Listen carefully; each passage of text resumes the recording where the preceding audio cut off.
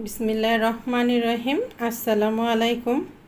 নীতি সৌজন্যের সমাহারে আপনাদের সবাইকে স্বাগতম জানিয়ে আজকে আবারও চলে আসলাম খুবই মজার একটি রেসিপি নিয়ে। সেটি হলো চিংড়ি আর সরিষা বাটা দিয়ে ঢেঁড়স রান্না রেসিপি। যারা ঢেঁড়স খেতে খেতে একেবারে বিরক্ত হয়ে গেছেন আর ঢেঁড়সটা খেতে চাচ্ছেন না বা ভেন্ডিটা খেতে চাচ্ছেন না, দেখলেই বিরক্ত লাগছে, তারা একবার এইভাবে ঢেঁড়সটা রান্না করে খেয়ে দেখবেন যে প্রতিদিনই এইভাবে রান্না করে খেতে মন চাইবে।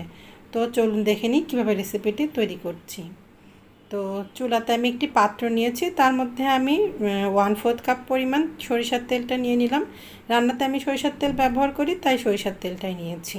আপনারা রান্নাতে যেই তেলটা ব্যবহার করেন সেটা এখানে নিতে পারেন। আর এখানে আমি নিয়েছি প্রায় 400 গ্রাম পরিমাণ চিংড়ি মাছ। চিংড়ি মাছগুলো কিন্তু খুব ছোটও না, আবার অনেক বেশি বড় না, মাঝারি সাইজের চিংড়ি মাছ। এখন এই চিংড়ি মাছগুলো আমি তেলের মধ্যে দিয়ে দিলাম। তো এখন এই চিংড়ি মাছগুলো আমি এই তেলের মধ্যে 2-3 মিনিট মতো ভেজে নিচ্ছি। চিংড়ি মাছগুলো তেলের মধ্যে যদি আপনারা 2-3 মিনিট ভেজে নেন, দেখবেন যে চিংড়ি মাছের খুবই ভালো একটা অ্যারোমা আসবে এই তেলে। তো আমি 2-3 মিনিট মতো ভেজে নিচ্ছি, তারপর আবার আমার রেসিপিতে ফিরে আসছি। আচ্ছা, আর একটি কথা, আমি এখানে মাঝারি সাইজের চিংড়ি মাছগুলো ব্যবহার করেছি। আপনাদের কাছে যদি ছোট চিংড়ি থাকে সেটাও কিন্তু ব্যবহার করতে পারেন, বা অনেক বড় বড় সাইজের চিংড়ি থাকলেও কিন্তু ব্যবহার করতে পারেন। তো চিংড়ি মাছগুলো আমি প্রায় 2-3 মিনিট মতো ভেজে নিয়েছি। এখন এর মধ্যে দিয়ে দিচ্ছি আমি 1/2 কাপ পরিমাণ পেঁয়াজ কুচি। আর এখন এই পেঁয়াজ কুচিটা দিয়েও কিন্তু আমি ভেজে নিব পেঁয়াজটা একটু নরম হওয়া পর্যন্ত। তো পেঁয়াজটা নরম হওয়া পর্যন্ত একটু ভেজে নিচ্ছি, তারপরে আবার আমার রেসিপিতে ফিরে আসছি। তো পেঁয়াজটা কিন্তু নরম করে ভাজা হয়ে গেছে। এখন এর মধ্যে আমি কিছু গুঁড়া মশলা দিয়ে দিব। তো এখানে আমি দিয়ে দিচ্ছি প্রায় 1.5 চা চামচ পরিমাণ ঝালের গুঁড়া।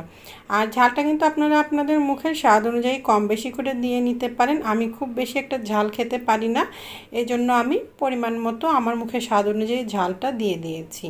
আর দিয়ে দিলাম এখানে আমি 1.5 চা চামচ পরিমাণ হলুদের গুঁড়া দিয়ে দিচ্ছি। এখানে আমি 1 চা চামচ পরিমাণ ধনিয়া গুঁড়া। এখন এই গুঁড়া মশলাগুলো দিয়ে আমি একটু নাড়াচাড়া করে নিচ্ছি। আর চুলার জালটা কিন্তু এই সময়টা রাখতে হবে মিডিয়াম লো হিটে, নতুবা কিন্তু তলার দিকটা পুড়ে বা লেগে যেতে পারে। তো একটু নাড়াচাড়া করে নিয়ে এখন এর মধ্যে আমি দিয়ে দিলাম 1 টেবিল চামচ পরিমাণ আদা রসুন বাটা।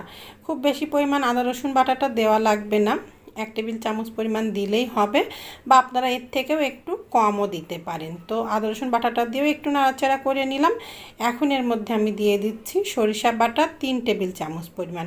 এখানে আমি অর্ধেকটা পরিমাণ কালো সরিষা আর অর্ধেকটা পরিমাণ হলুদ সরিষা একসাথে নিয়ে বেটে নিয়েছি। আর মোট আমি এখানে 3 টেবিল চামচ পরিমাণ সরিষা বাটাটা দিয়ে দিলাম। আপনারাও কিন্তু চাইলে 2 রকম সরিষাটা মিশিয়ে এখানে দিতে পারেন, আবার চাইলে এক রকম সরিষাও দিতে পারেন, তবে 2 রকম মিশিয়ে দিলেই বেশি ভালো হয়। তো যদি আপনাদের ঘরে 2 রকম থাকে তো 2 রকম মিলেই বেটে নিয়ে দিতে পারেন, আর যদি 2 রকম না থাকে তাহলে এক রকম থাকলে এক রকমই বেটে নিয়ে দিতে পারেন। তো এখানে আমি 1.5 টেবিল চামচ পরিমাণ লবণ দিয়ে দিলাম। সব কিছু দিয়ে এবার খুব ভালো মতো মশলাটা কষিয়ে নিলাম। তো আমি 2-3 মিনিট মতো পানি ছাড়াই মশলাটা খুব ভালো মতো কষিয়ে নিচ্ছি। আর খেয়াল রাখবেন আপনারাও যে পানি ছাড়া মশলাটা কষিয়ে নেওয়ার সময় তলার দিকে লেগে বা পুড়ে না যায়। আর এই সময়টা কিন্তু চুলার জালটা মিডিয়াম লো হিটে রাখতে হবে। তবে যদি দেখেন যেভাবে কষিয়ে নিতে যে তলার দিকে লেগে বা পুড়ে যাচ্ছে, সামান্য সামান্য পরিমাণ পানি 1 থেকে 2 টেবিল চামচ পরিমাণ পানি দিয়ে কিন্তু মশলাটা কষিয়ে নিতে পারেন, তবে একবারে অনেক বেশি পানি দিবেন না। তো খুব ভালো মতো মশলাটা আমি কষিয়ে নিয়েছি 2-3 মিনিট মতো। এখন এর মধ্যে আমি দিয়ে দিচ্ছি পানি 1 কাপ পরিমাণ। এখন এই পানিটা দিয়ে আরও একবার এই মশলাটা আমি কষিয়ে নিচ্ছি, পানিটা একেবারে কমে যাওয়া পর্যন্ত। তো এটি হতে থাক, তারপর আমার রেসিপিতে ফিরে আসছি। আর হ্যাঁ, এর মধ্যে কিন্তু আমি 2টি মাঝারি সাইজের টমেটো ছোট টুকরো করে কেটে নিয়েও দিয়ে দিচ্ছি। টমেটোটা দিলেও কিন্তু খুব ভালো একটা স্বাদ আসবে, তবে যদি আপনাদের কাছে না থাকে তাহলে বাদ দিতে পারেন। এখন সব কিছু খুব ভালো মতো কষিয়ে নিচ্ছি, তারপর রেসিপিতে ফিরে আসছি। তো দেখেন কতটা সুন্দরভাবে মশলাটা কষানো হয়ে গেছে, একেবারেই পানি নেই আর তেল ছাড়তে শুরু করেছে। আর এতটা ভালো স্বাদ গন্ধ পাবেন যদি এভাবে আপনারা মশলাটা কষিয়ে নেন, সেটা আমি বলে বোঝাতে পারবো না, আপনারা রান্না করে খেয়ে দেখলেই বুঝতে পারবেন। আর এই মশলা কষানোটার থেকে কিন্তু খুবই ভালো একটা অ্যারোমা আসছে। তো এখানে আমি 2টি মাঝারি সাইজের আলু একটু চিকন চিকন করে পাতলা পাতলা করে কেটে নিয়েছি, সেটি দিয়ে দিলাম। চাইলে কিন্তু আপনারা আলুটা পরিমাণে একটু বেশিও দিতে পারেন।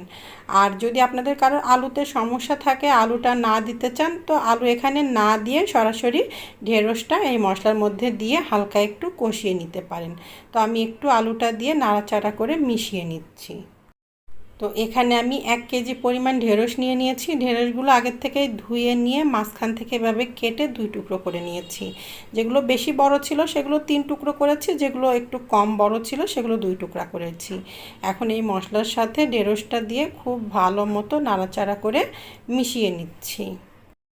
আপনারা যারা ঢেঁড়স বা ভেন্ডিটা একেবারেই এখন খেতে চাচ্ছেন না বা যাদের কাছে খেতে ভালো লাগছে না, একবার এইভাবে চিংড়ি মাছ আর সরিষা বাটা দিয়ে এই ঢেঁড়সটা রান্না করে খেয়ে দেখতে পারেন। এতটা মজার হয় যে আপনারা একদিন রান্না করে খেলে ঢেঁড়স রান্না করার কথা মনে পড়লেই এইভাবেই আপনারা রান্না করে খাবেন ইনশাল্লাহ। আর রান্না করতেও কিন্তু খুব একটা ঝামেলা হয় না, খুব সহজেই কিন্তু এই রান্নাটা করে নেওয়া যায়। তো দেখেন মশলার সাথে কিন্তু খুব ভালো মতো ঢেঁড়সটা আমি মিশিয়ে নিয়েছি। আর এখন আমি যেটা করব, চুলার জালটা মাঝারি থেকে একটু কমে দিব, দিয়ে আমি এই ঢেঁড়সটা প্রায় 3-4 মিনিট এই মশলার সাথে এভাবে নাড়াচাড়া করে করে কষিয়ে নিব। এতে করে কিন্তু ঢেঁড়সটা খেতে খুব ভালো লাগবে আর ঢেঁড়সের কোনো কাঁচা কাঁচা গন্ধটাও থাকবে না, আর খেতেও কিন্তু অনেক সুস্বাদু হবে। তো 3-4 মিনিট আমি একটু কষিয়ে নিচ্ছি, তারপর আমার রেসিপিতে ফিরে আসছি। তো প্রায় 3 মিনিট মতো আমি মশলার সাথে কিন্তু এই ঢেঁড়সটা খুব ভালো মতো কষিয়ে নিয়েছি। এখন এর মধ্যে আমি দিয়ে দিব পানি। তো এখানে আমি প্রায় 2.5 কাপ মতো পানি দিচ্ছি। খুব বেশি পানি দেওয়া লাগবে না, যেহেতু আলুটা আমি পাতলা পাতলা করে কেটে নিয়েছি, সেদ্ধ হতে বেশি সময় লাগবে না। আর ঢেঁড়স তো এমনিতেই খুব তাড়াতাড়ি সেদ্ধ হয়ে যায়। তো পানিটা দিয়ে আমি একটু নাড়াচাড়া করে মিশিয়ে নিচ্ছি। আর চুলার জালটা এখন আমি বাড়িয়ে একটু হাই হিটে করে দিলাম। যখন এটা একটু ফুটে উঠবে তখন চুলার জালটা আমি মাঝারির থেকেও একটু কমে করে দিয়ে ঢাকনা দিয়ে ঢেকে এটি হতে দিব। তো সব কিছু একসাথে মিশিয়ে নিচ্ছি, তারপর রেসিপিতে ফিরে আসছি। তো দেখেন একটু ফুটে উঠেছে। এখন আমি যেটা করব, চুলার জালটা মাঝারি থেকে একটু কমে করে দিব, দিয়ে ঢাকনা দিয়ে ঢেকে হতে দিব যত সময় না পর্যন্ত আলু আর ঢেঁড়সটা সেদ্ধ না হয়ে যাচ্ছে তত সময় পর্যন্ত। তো ঢাকনা দিয়ে ঢেকে এটি হতে দিচ্ছি। আচ্ছা, আপনারা কিন্তু আমাকে জানাতে পারেন কমেন্টের মাধ্যমে যে আমার রেসিপিগুলো আপনাদের কাছে কেমন লাগছে, আমি সহজভাবে আপনাদেরকে রেসিপিগুলো করে দেখাতে পারছি কি না। আসলে আমার ভিডিওগুলো একটু বড় হয়ে যায়, কারণ আমি আপনাদেরকে ডিটেল সব কিছু বলে দিই যেন আপনাদের কোনো কিছুতে অসুবিধা না হয়। এই জন্য আমি যদি ডিটেল নাও বলে দিই, আমি কিন্তু ছোট করে ভিডিও তৈরি করতে পারবো। কিন্তু আমি চাই যে আপনাদের কাছে যেন আমার এই ভিডিওটা দেখে রান্নাটা করতে খুব সহজ হয়, কোনো রকম ঝামেলা মনে না হয়। এই জন্যই আমি সব কিছু আপনাদের সাথে বলে শেয়ার করি, আর এই জন্যই কিন্তু আমার ভিডিওটা একটু বড় হয়ে যায়। তো যাই হোক, প্রায় 15 মিনিট মতো হয়ে গেছে, আমি ঢাকনাটা খুলে নিলাম। আর আলু ঢেঁড়স সব কিছুই কিন্তু খুব ভালো মতো সেদ্ধ হয়ে গেছে। তো আমি একটু নাড়াচাড়া করে দিলাম, আর সামান্য একটু ঝোল ঝোল আছে। আপনারা যদি একেবারে শুকনো শুকনো করতে চান তাহলে আর এখন ঢাকনা দিয়ে ঢেকে দিবেন না, যেহেতু আলু ঢেঁড়স সব সেদ্ধ হয়ে গেছে।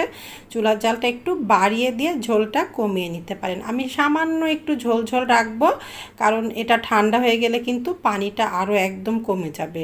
তো আমার কাছে লবণটা একটু কম মনে হচ্ছিল, আমি আরও 1 চা চামচ পরিমাণ লবণ এখানে দিয়ে দিলাম। আপনারাও এভাবে একটু লবণ চেখে দেখে দিয়ে দিতে পারেন।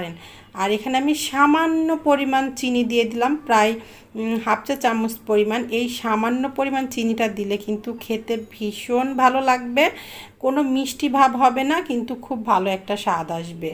আর এখানে দিয়ে দিলাম 6-7টি মতো কাঁচামরিচ মাঝখান থেকে ভেঙে। এর মধ্যে আমি আর অন্য কোনো কিছুই দিব না, কারণ চিংড়ি মাছের কিন্তু নিজস্ব স্বাদগন্ধ থাকে। আপনারা চাইলে কিন্তু এখানে ভাজা জিরার গুঁড়াটা দিতে পারেন, আমি আর কোনো কিছুই দিব না। আর হ্যাঁ, আরেকবার বলছি, চিনিটা দিলে কিন্তু খেতে খুবই স্বাদ আসবে, কোনো রকম মিষ্টি হবে না, তবে খুব ভালো একটা স্বাদ আসবে। আর যদি আপনাদের কারোর খুবই সমস্যা থাকে এই চিনিটুকু দেওয়াতে, তাহলে আপনারা বাদ দিতে পারেন। তো সব কিছু দিয়ে আরেকবার একটু নাড়াচাড়া করে দিচ্ছি, দিয়ে এভাবে আরও 3-4 মিনিট আমি হতে দিচ্ছি। তারপর আমার রেসিপিতে ফিরে আসছি।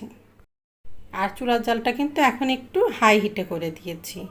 তো প্রায় 3-4 মিনিট মতো হয়ে গেছে, আমার ঢেঁড়স রান্নাটা একেবারেই শেষ। সামান্য একটু ঝোল ঝোল আছে।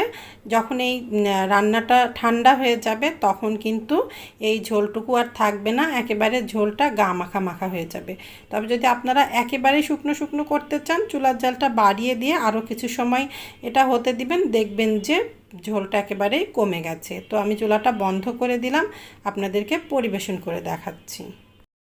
তো ভীষণ লোভনীয়, খুবই সহজে রেসিপিটি তৈরি করা যায়। আর যারা ঢেঁড়স খেতে একেবারে এখন পছন্দ করছেন না, একবার এভাবে রান্না করে খেয়ে দেখবেন, ইনশাল্লাহ নিরাশ হবেন না। আজকের মতো এখানেই রাখছি। আসসালামু আলাইকুম, আল্লাহ হাফেজ।